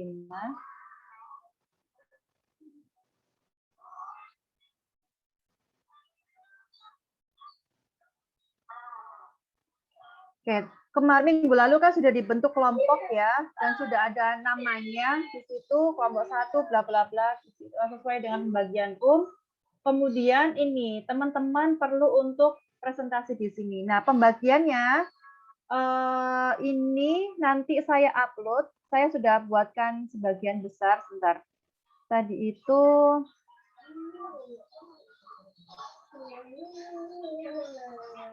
nanti saya buatnya sesuai dengan ini, tapi ini itu pembagian di kelompok yang lain ya di sini itu. Jadi seperti ini, misalnya nanti untuk kelompok 1 itu akan membahas ini.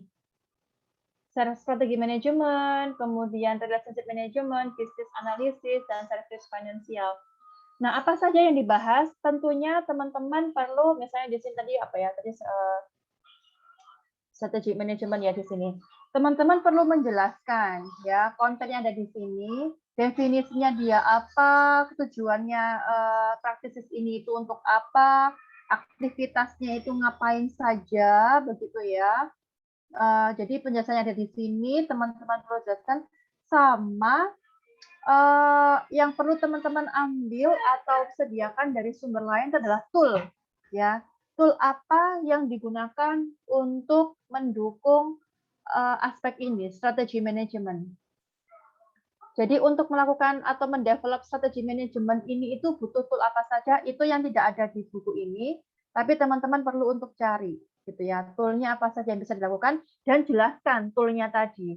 Teman-teman perlu untuk menyebutkan minimal 2 tool ya. Paling enggak 2 tool yang bisa digunakan untuk strategi manajemen misalnya atau mungkin project management apa yang bisa digunakan.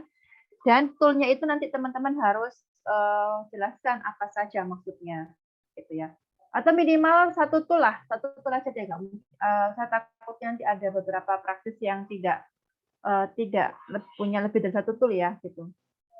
Minimal ada 1 tool. Jadi definisi dari masing-masing practices sesuai dengan pembagian, kemudian aktivitasnya apa saja di dalamnya, fungsinya atau mungkin benefitnya apa, gitu ya. Artinya yang ada di sini teman-teman jelas, sama ditambahkan tool apa yang dimanfaatkan atau yang bisa digunakan untuk mendukung practices di sini, yang banyak digunakan secara implementasi, gitu ya. Kemudian teman-teman juga memberikan contoh, boleh ya, tambahkan contohnya. Misalnya strategi manajemen, contohnya yang seperti apa itu bisa. Dan untuk materi itu teman-teman perlu untuk ini ya, cari dari berbagai sumber, boleh dari contoh implementasi dalam jurnal atau dari artikel, itu boleh gitu ya di presentasinya. Jadi nanti masing-masing kelompok itu akan dibagi kurang lebih 4 ya. 4 practices atau mungkin ada yang 3 di situ, dan practices ini diambil dari e-book ini, e-booknya ITIL versi 4, mulai dari yang di bab 5. Jadi nanti ada yang mungkin kedapatan 511 atau 512 dan lain-lain. Definisinya dijelaskan, kemudian fungsi, peranan, aktivitasnya apa saja, contohnya, contoh implementasinya sama tool yang digunakan itu apa. Gitu. Itu yang harus disiapkan oleh kelompok. Kita mulai minggu depan berarti kelompok 1 yang harus siap untuk presentasi gitu ya. Hari ini saya upload pembagian subnya ya, topiknya apa saja yang harus dibuat di situ. Oke. Dan untuk yang tugas tadi Raci ya, itu adalah individu, teman-teman kerjakan deadline-nya hari Jumat besok sebelum pukul 12 malam tentunya gitu. Kalau kelompoknya itu untuk presentasi minggu depan, hari Selasa. Untuk UTS, saya nggak jadi memanfaatkan minggu ke-6 untuk UTS, tapi kita ikuti di minggu ke-8 untuk UTS-nya. Jadi minggu ke-6 sama minggu ke-7 kita group presentation, minggu ke-8 kita UTS, ada soal tertulis, tapi nanti soal yang di UTS-kan itu sampai bab 4 saja, jadi sampai materi kita hari ini, sampai RACI. Yang bab teman-teman presentasi practices itu nggak masuk ke UTS, gitu ya. Oke, sampai sini ada yang mau ditanyakan?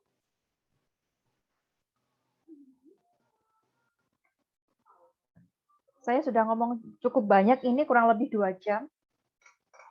Ada yang mau ditanyakan terkait tugas? Baik Bu, saya izin bertanya, mungkin terkait nanti yang teknisnya untuk presentasi itu apakah juga akan di-share ke Classroom ya? Seperti tadi harus mencari tools dan lain-lainnya seperti itu? Iya, saya deskripsikan ke ini, sesuai dengan nanti topiknya, kemudian apa saja poin-poin yang harus teman-teman buat cari di situ dan dipresentasikan, gitu. Ada nanti di formatnya di situ. Jadi teman-teman buat PPT, poin-poinnya nanti saya sediakan, termasuk juga sub topik yang teman-teman perlu eksplor di situ dengan kelompok. Kemarin kita bagi 9 kelompok ya, Akmal ya? Iya Bu, sudah saya bagi. Mungkin nanti akan saya personal message ya Bu melalui WhatsApp gitu untuk WhatsApp aja ya, kelompoknya. Baik Bu. Kelompok-kelompoknya. Jadi kemarin saya ingat saya tuh sudah saya bagi sesuai dengan breakout room. Dan masing-masing room, nama roomnya itu udah mencerminkan kelompoknya. Misalnya kelompok room 1 ya kelompok 1, room 2 kelompok 2, dan lain-lain gitu ya. Cuman pembagiannya nanti hari ini saya upload, teman-teman bisa segera ini ya, siapkan untuk minggu depan begitu. Minggu depan jadwalnya kita teman-teman prefer kita mulai pukul 1 atau pukul setengah 2? Saya ini kadang-kadang kenapa kok saya undur ke setengah 2 itu karena ya itu tadi. Saya punya anak 2 gitu ya, kadang-kadang mereka masih butuh ini gitu, jadi saya undur. Teman-teman prefernya mau mulai pukul 1 atau pukul setengah 2? Ini saya tawarkan. Mungkin kalau menurut kami setengah 2 aja nggak apa-apa Bu, karena kan juga takutnya ada yang habis dari kelas dari sesi 2 belum sempat istirahat sholat gitu ya. Oh baik, oke kalau gitu minggu depan kita tetap mulai setengah 2 aja, untuk terusnya juga kita setengah 2 di situ. Baik, kalau gitu saya rasa cukup untuk hari ini ya teman-teman. Materi hari ini akan saya upload karena tadi tugas individu adalah materi ya di bagian akhir sendiri. Nanti bisa dicek di situ, itu datanya hari Jumat, dan kemudian untuk pembagian topik kelompoknya akan saya susulkan hari ini untuk uploadnya. Jadi ditunggu saja di Classroom. Oke, thank you untuk hari ini cukup. Saya rasa kita ketemu lagi minggu depan. Jangan lupa masing-masing kelompok, terutama untuk kelompok 1, nanti disiapkan untuk bahan materi presentasinya. Saya akhiri semuanya. Stay healthy. Selamat siang. Assalamualaikum warahmatullahi wabarakatuh. Waalaikumsalam. Makasih.